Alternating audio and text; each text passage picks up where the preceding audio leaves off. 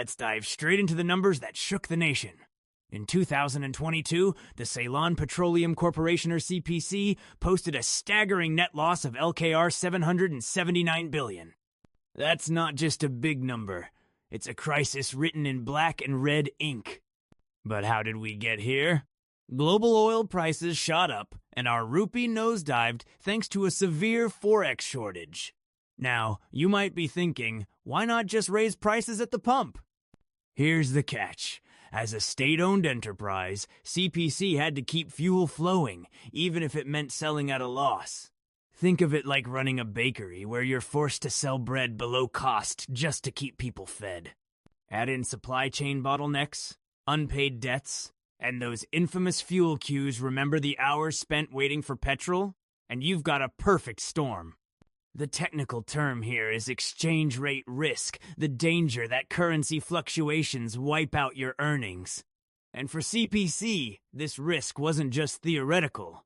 It drained their coffers and left the nation running on empty. Now, what about those power cuts? Well, when CPC couldn't pay for oil shipments, the whole energy grid suffered. It wasn't just about cars, and Busit was hospitals, factories, and schools feeling the pinch. The domino effect was real and relentless. So, was this a one-off disaster, or a symptom of deeper flaws? Let me tell you a story. Even before 2022, CPC's books were bleeding from chronic underpricing and ballooning debt. The crisis just exposed what was simmering beneath the surface. If you're wondering whether this was all avoidable, well, hindsight is 20/20. But the combination of external shocks and internal weaknesses brought CPC to its knees. The question is, what happened next? Let's set the scene for recovery, because even the biggest losses can spark a turnaround if leaders are willing to face hard choices. Enter the government's new weapon, the fuel pricing formula. Sounds technical, right? But it's really just a way to link local fuel prices to global oil costs, using a set of variablacer indices like currency rates and import expenses. Imagine your grocery bill automatically adjusting based on global wheat or sugar prices. That's the logic at play here. With the formula in place, CPC's revenue jumped LKR 1.33 trillion in 2022. Compared to LKR 834 billion the year before. But before you celebrate, remember, costs didn't disappear. Exchange rate losses alone ate up LKR 313 billion, and heavy interest payments, what economists call finance costs, kept the bottom line in the red. Now you might be thinking, if revenues are up, why the gloom? It's a fair question. The answer is that CPC was still playing catch-up, paying off old debts and overdue bills to suppliers like the Ceylon Electricity Board and Lanka IOC. But here's the silver lining. For the first time in years, CPC started settling its dues and cutting back on new borrowing from state banks. Think of it like a patient on the mend, still weak, but no longer in the ICU. The formula isn't a cure-all, but it's a lifeline if CPC sticks to market-based pricing and doesn't backslide into unsustainable subsidies. So, is the formula the hero of our story? Not quite yet, but it's a powerful tool that could restore stability if paired with discipline and transparency. Let's talk about what happens behind the scenes. Even as CPC's finances stabilize, the daily grind is anything but smooth. The Sapugaskanda refinery built in the 1906 diocese running well past its prime. Its operational efficiency, a metric for output versus input, is among the lowest in the region. Imagine trying to run a modern business with machinery from your grandparents' era. That's the challenge CPC faces. Storage is another pain point. Fuel evaporates, tanks leak, and outdated logistics mean millions lost to what industry types call line losses. These aren't just accounting errors, they're real fuel, literally vanishing into thin air. Think of it as your paycheck getting smaller every month, just because your wallet has holes. And then there's the border problem, fuel smuggling and under-invoicing. Criminal networks exploit price gaps between countries, siphoning off subsidized fuel. The technical term here is arbitrage profiting from price differences in different markets, often illegally. Now, you might be asking, can't CPC just fix these leaks? It's not that simple. Years of underinvestment and bureaucratic inertia have left deep scars. The solution? Major upgrades, digital tracking of fuel movements, and strict oversight of station operations.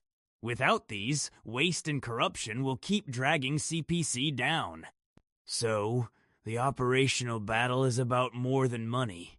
It's about modernizing, digitizing, and rooting out inefficiency one pipeline at a time. Here's a tricky balancing act. CPC isn't just a business, it's a lifeline for 22 million Sri Lankans. With limited competition, just a handful of private players, CPC shoulders the burden of national expectation. Everyone wants cheap, reliable fuel. But the reality? Market economics can't be ignored forever. Let's break down two key terms. Market liberalization, which means opening the sector to more private competition and social mandate. CPC's obligation to serve the public even when it's unprofitable. Now, imagine being told you must run a profitable restaurant, but also provide free meals during a crisis. That's the paradox CPC faces every day. As new private players enter, there's hope for better service and fairer pricing. But liberalization comes with its own risks. Price volatility, profit, driven supply cuts, and potential job losses in the public sector. Now, you might wonder, can CPC survive in a more open market? It's a valid concern. The answer depends on how quickly it can adapt, embracing technology, improving customer service, and focusing on core strengths. So, as CPC walks this tightrope between public good and commercial sense, the next few years could define its legacy either as a revitalized market leader or a faded relic. Let's look forward. If CPC wants to thrive, it must leapfrog into the digital age. Plans are underway to digitize fuel distribution, using real-time inventory management and blockchain tracking. Don't let the jargon intimidate you. Real-time management means knowing exactly where every liter of fuel is at any moment. Blockchain in this context means tamper-proof records, so every transaction is transparent and traceable. Why does this matter? For one, it slashes opportunities for theft and fraud. For another, it builds trust, something CPC badly needs after years of crisis. Imagine ordering fuel and tracking its journey on your phone, just like a food delivery. But digitalization is only half the story. The other half? Clean energy. CPC's future isn't just about fossil fuels. There's a push to blend biofuels and invest in electric vehicle infrastructure, aligning with Sri Lanka's broader green transition. Now you might ask, isn't green energy expensive? It can be, but with global investment flowing into renewables and regulatory pressure mounting, CPC needs to get ahead of the curve risk being left behind. So, reinvention means embracing both bytes and biofuels.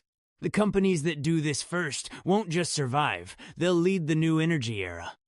So, after all the drama, where does CPC really stand?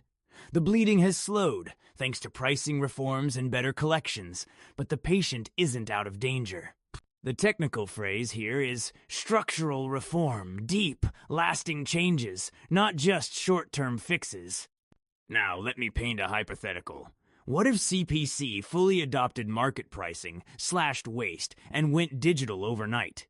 We'd see a leaner, more competitive company, one that could invest in infrastructure and return profits to the public, instead of draining taxpayer funds. But real life isn't that simple. Political pressures, public resistance to higher fuel prices, and the sheer inertia of a state giant mean progress will be slow and sometimes painful. Still, the momentum is building.